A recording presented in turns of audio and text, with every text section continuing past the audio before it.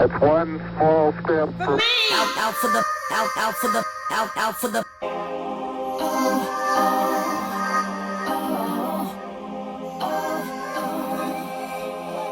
back to What's Going On podcast with me, AJ, and we'll jump right into today's episode. We're discussing the number one habit that confident people have. In the article, The Number One Habit All Confident People Have by Mark Travers, PhD. We're gonna just take a minute. Let's think back to the last time you held back from raising your hand in a big meeting. Or maybe it was that pitch email you left sitting in your drafts, or a moment you chose to stay quiet in a room full of people you really respect. This happens to me a lot, mind you. If you're like most people, you basically told yourself a very specific lie in that moment. You told yourself, I'm just waiting until I feel ready. I'm waiting until I feel certain. In other words, you were basically waiting to feel confident. Well, today we are busting a massive psychological myth because according to a lot of research, that wait, that pause where you want to wait for the magic feeling to arrive is the very thing keeping basically us unconfident permanently. Basically, we're talking about confidence and how it's one of the most misunderstood concepts basically of psychology.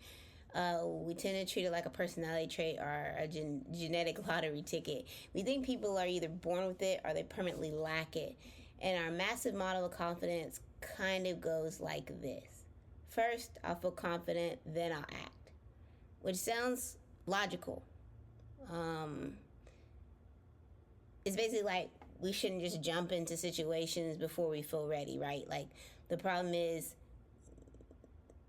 unfortunately, they're saying in this article, human biology and psychology don't work like that, though.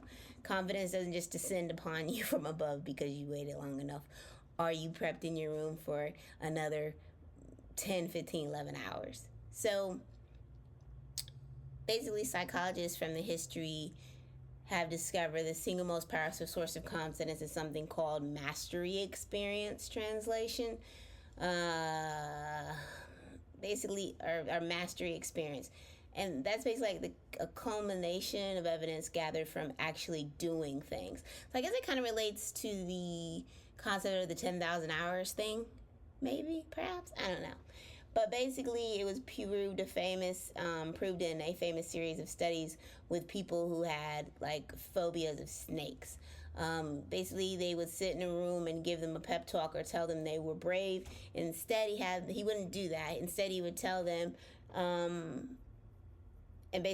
instead he had them physically engage and move toward the source of their fear. And guess what? The participants showed massive dramatic gains in self-efficacy and confidence afterwards. So basically, you gotta do it, fake it till you make it. It really, that's really what I was getting from this article. Basically, your brain does not update its estimate of what you can do based on your good intentions. It doesn't update based on encouraging words from friends or how much you practice in private. It only updates based on what you actually do. Confidence is evidence-based, and the only way to collect the evidence is to act.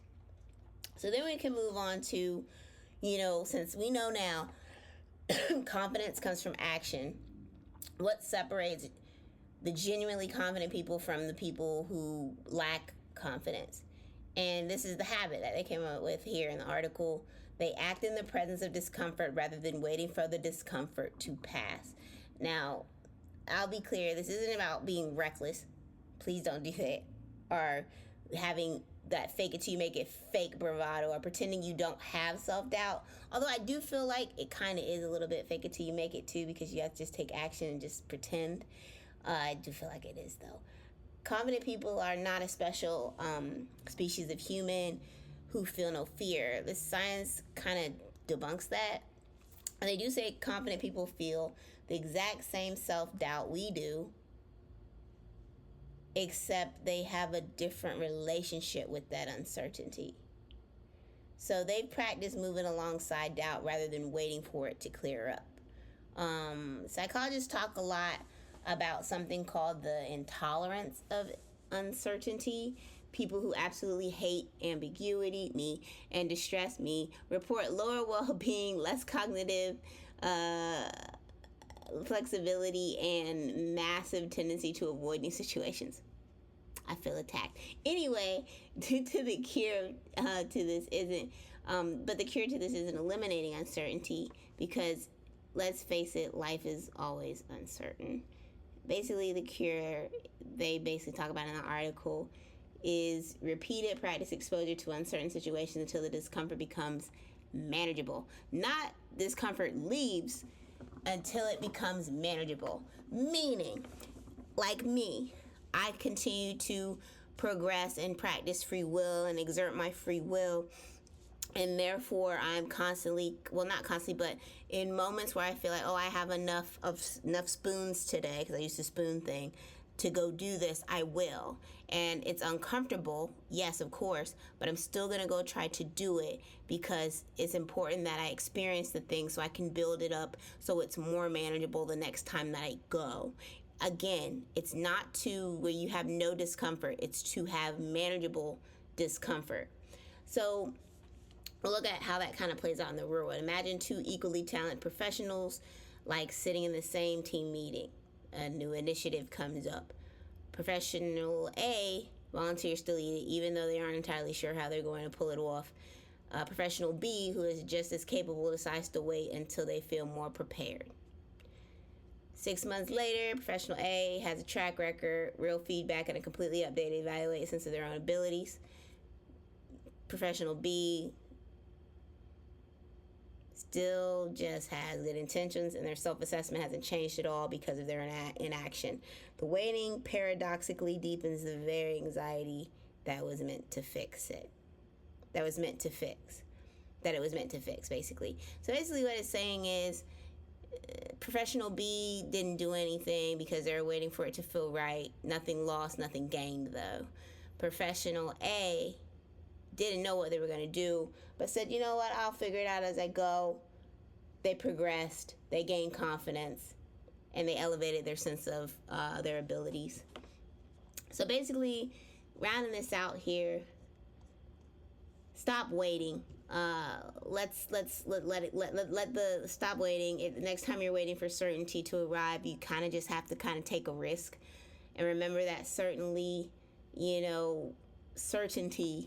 isn't always guaranteed.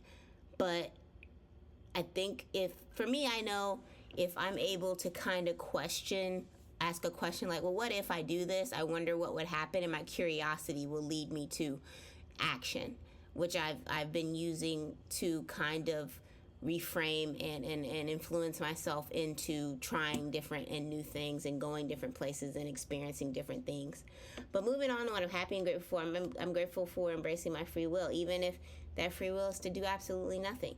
Society had me feeling like embracing free will had to be like this life-changing thing, but the more I realize that's not so. So I can kind of have free will and do the minimal of things.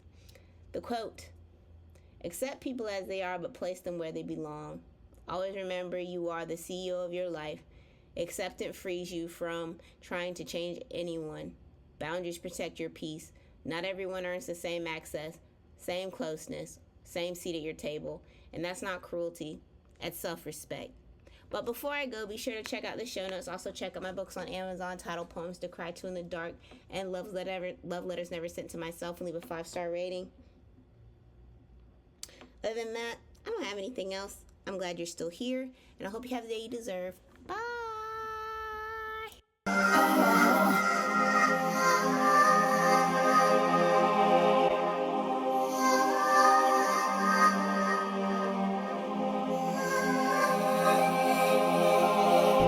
One, giant leap